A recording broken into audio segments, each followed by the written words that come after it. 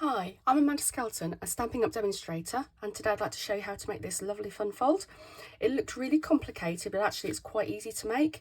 We'll go through the steps to actually make it, so it's just dependent on where you need to do your folds and your cuts. So we'll go through that in a minute. So this card design I've used the Stars at Night stamp set. It is part of a bundle. I should just grab the... So this is the catalogue. So it is the Stars at Night bundle. So there is a die set, a stamp set, and an embossing folder. I've also got the trinkets that we'll be using. I have used the ribbon on this one, but I'm going to do a slightly different colourway. So I won't be using that ribbon, but that one does go with it. And these gorgeous papers. So this is what we're going to be using. Mostly the stamp set today. And my next card or my project will be using more the dies, so you better see that there. So what have I called this? I've called this a centre pop out fun fold. I saw the instructions for this from Rachel on Pinterest from Stamp Your Art Out, so thank you very much for your brilliant tutorial and dimensions there. So what I should do is I should just place down the instructions here. So this is everything you need. So this is what you need, the sizes and some instructions here, but we will actually go through it. The important thing is all of these dimensions. Red is a cut mark and the black are score marks. Okay, so it's an 8" by 5.5" piece of card. Okay, so that is what we're going to be using. So I'd pre-cut a lot of this, but because the detail of this card is in the cuts and the folds, then I'll actually go through that together with you so that I can show you probably the easiest order to do it in. It makes it a bit easier. So what do you need? So we need a piece of card. Now on my instructions I've done white, and my sample here is in white, but I'm going to use cream for this one. So I've got the very vanilla cardstock, and that needs to be 8" by 5.5". And then you need 8 pieces of patterned paper. So this is the really gorgeous papers that go with this set, and they all need to be what do they need to be? 1 7/8 inch by 1 1/8. And they're going to become our sections up here. So you need 8 of those. Then you need a piece of coloured card. I'm going to do this in the Merlot colourway with the cream, which looks quite nice. That needs to be 1 7/8 by 2 7/8. And then you want a piece of contrasting card, so either white or cream, depending on what your card base is. And that needs to be 1 3/4 inch by 2 3/4 inch. So that will be your one on the front here. So that becomes our thing here. You'll need some ribbon as well. So I'm not going to use that ribbon, but I shall show you what I'm going to use in a minute. Okay, so I have pre-cut the rest of it, but the actual card base we are going to use now. So actually what we'll do first of all is I'm going to stamp this panel here, and the reason I'm going to do this first is because I'm going to use the gold. Now Stampin' Up don't do this anymore, but they used to do the Stella Carter inks, which they have gold, copper and silver. It's very gloopy, so you definitely want to do the stamping of this and leave it to the side to dry, otherwise it gets smeared because it's not dried yet, so it's very gloopy. So that's why I'm going to do that first. So you want your piece of white or your coloured card. Now on this one, which is my first one, I did the sentiment in the gold. I don't think it contrasts very well, so I'm going to do it so that the sentiment is in the colour and the detail around it is in the gold. I think it just stands out a lot easier. So that's what I'm going to do here. So I'm going to be using the Merry Christmas from this set. I'm going to be using this little sort of firework for the bottom, and I'm going to use the 4 stars here at the top. So that's the detail I'm going to add to my centre panel.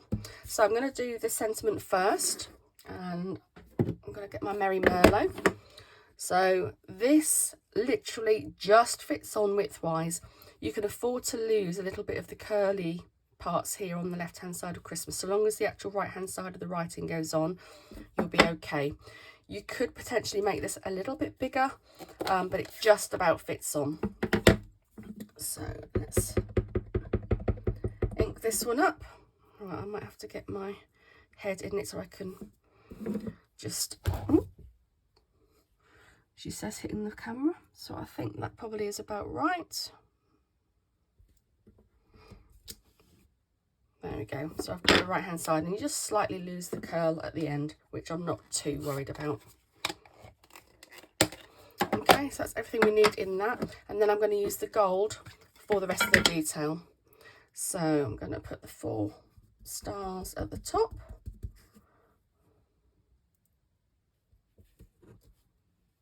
And then I'm going to do the sort of fireworky type thing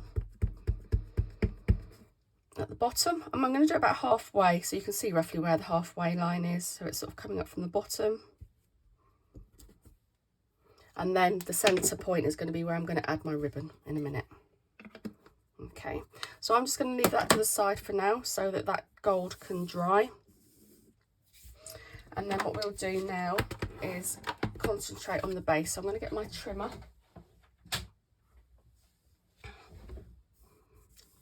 Okay, so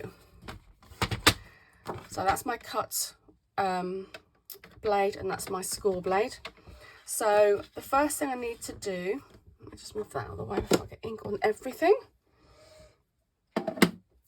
So along the long edge, we want to score at 2 inches and 6 inches. So I've got my 2 inches there, and this is scoring, not cutting.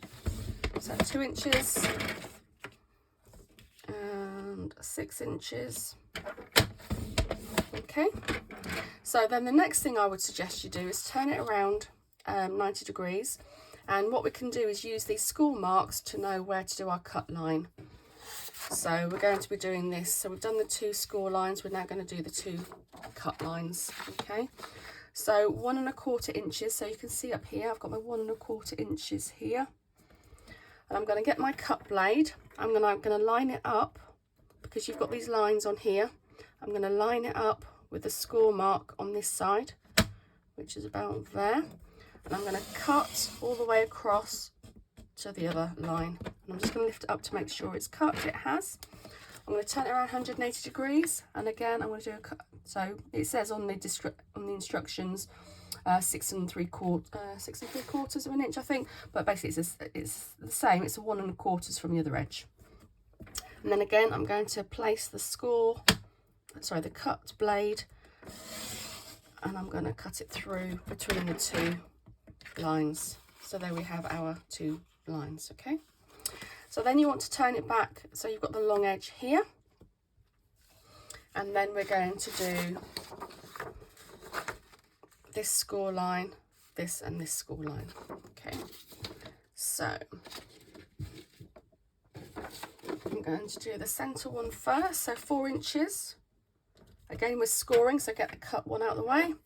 I can see where my cut lines are, so I'm going to take my scorer to that line, and I'm going to score away to the edge. And then I'm going to do the same at the top. So it's these 2 edges that we're going to do, nothing to do with this centre panel.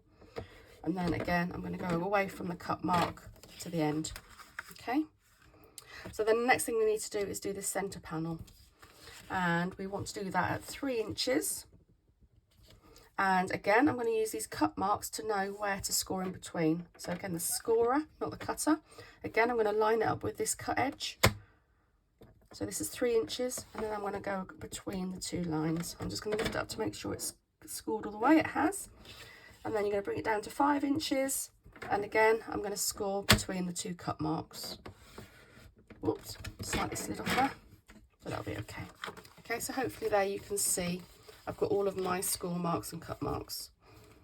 Okay, so that is the basis for this card. Get rid of the trimmer now. Okay, so what I recommend you do is, while it's flat, so don't start folding all the things in, while it's flat, I would add all of your sections. So we're going to add our papers. These aren't directional papers, so I haven't got to worry about which way they are round. But if you did, you would obviously want to make sure they're the right way. And I would also start from the centre too, because that will help you to line it up within the sections. So I'd line those. Make sure you don't go over any of the score marks, otherwise it won't fold very easily.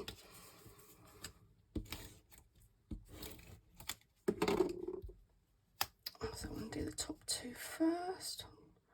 Just centering them within the panels. Oops.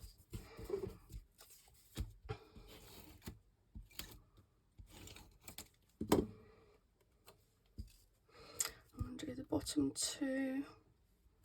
Again, just line them up within the two boxes you have at the bottom. And then once you've got these four in place, then you can then line up the outside pieces.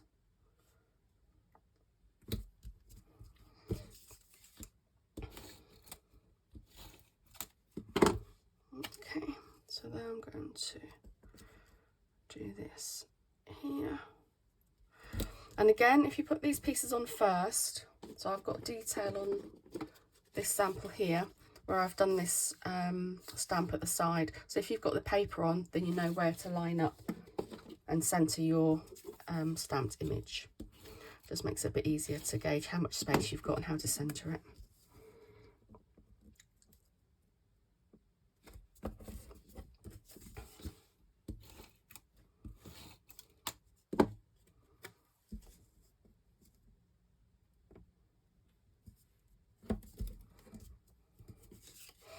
And this paper, even though it's part of a Christmas paper, two of the designs are, so one's leaves and one's sort of like, I don't know, I'll probably say it's almost like sort of 50s design.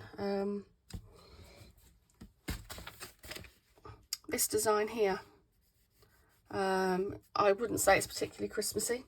So I did use the cream and gold for a 50th wedding anniversary card, which was quite nice.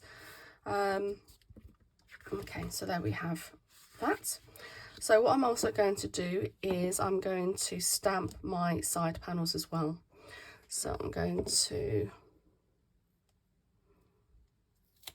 just take that one off of there. So this stamp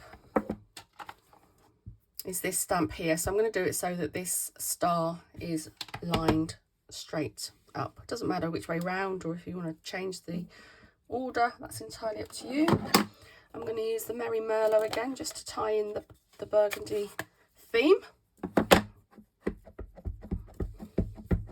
Just going to make sure it comes out okay. Yep. And then I'm just going to centre that roughly in the middle with the star upwards. And again, just centre in there.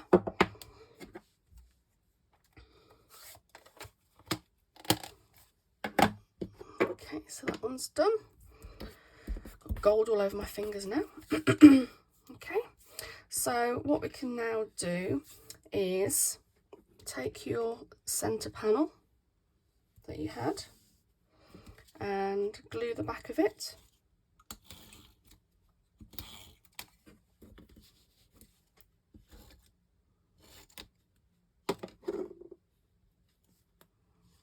Oops. And then I'm going to place it on this backing card.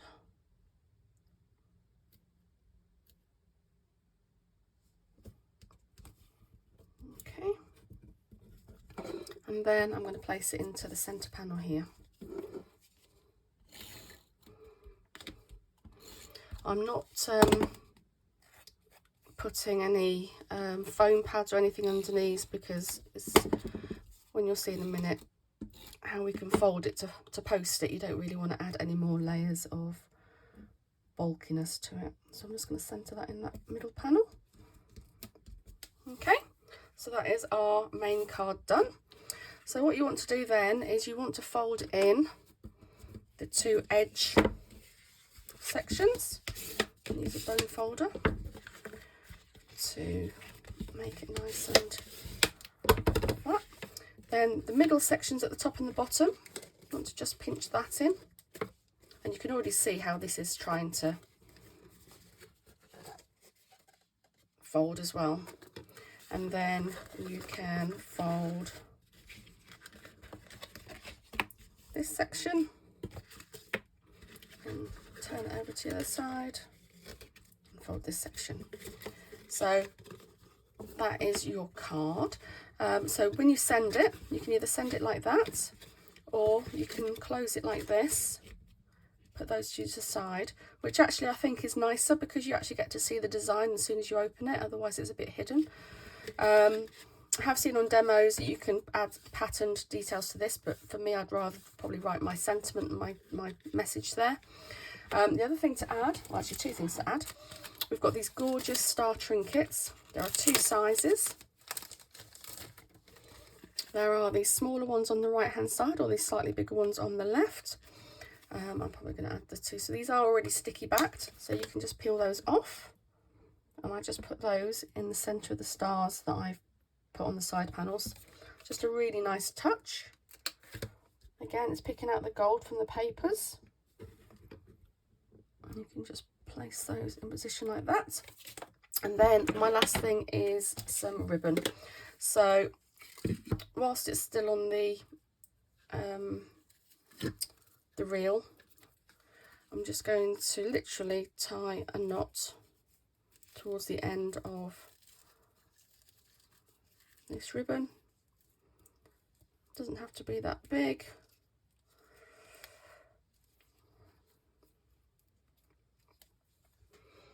So let's just cut that. I'll just cut that a bit smaller.